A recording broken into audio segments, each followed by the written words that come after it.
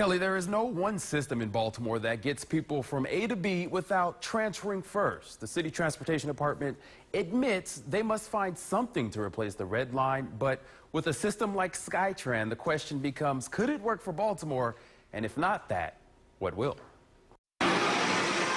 It's no secret that Baltimoreans have long harbored unhappiness with city public transportation. Riders complain MTA buses are late and that when they do arrive, they are overcrowded. The years-long Red Line project was seen by many as that solution. I can confirm today that the Red Line, as currently designed, is not going to be built. That chapter closed this summer when Governor Larry Hogan canceled the project. At $3 billion, Hogan said the money could be better spent on highways. But without it, city leaders are searching for new ideas. Baltimore has great bones, if you will. Jerry Sanders, CEO of California-based Sky-Tran, says his company has a remedy. I think Baltimore needs a system like ours, and we think that it would be a great assembly facility for us for the entire East Coast and beyond. The city's transportation department is beginning to look at alternatives to the Red Line. 4 companies in response sent them early info on what they could bring.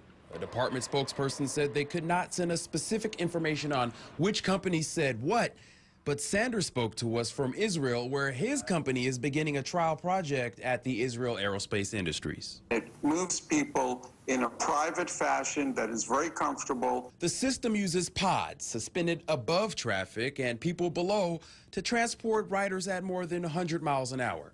It's magnetically propelled, Sanders says, and is built at a cost that's cheaper than light rail. And just like Uber, the pods are called with the push of a button. So we could really spread a web out across the city and connect everywhere to everywhere. You need a lot of infrastructure to be able to accomplish that. City Councilman James Kraft is vice chairman of a council committee on land and transportation. He was an adamant supporter of the Red Line, a project that ultimately would have connected the city by train from east to west and north to south. Without it, Kraft agrees the city needs something in its place. As for Sky-Tran, the councilman isn't quite sold. We need to move, people in neighborhoods. We need to move people who live on the west side to their jobs on the east side. And there lies one of the central issues in Baltimore's public transportation discussions. Large amounts of people must be moved to jobs and work and school. Current transit. Hogan last month announced what he says is a better solution for the city.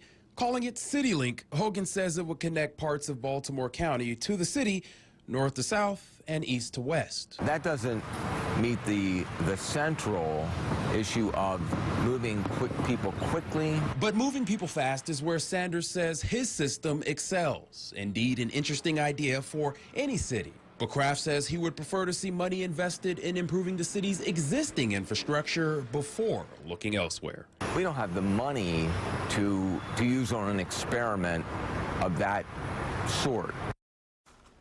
Sky-Tran CEO says they expect to have the first phase of that project in Israel finished by the end of next year. He says it can be built at 1/10 of the cost of a light rail system. A spokesperson for city transportation reiterates that the city is merely looking for alternatives at this point, which is why they got info from Sky-Tran. At what point looking for alternatives becomes settling on an idea, Kelly, they couldn't tell us.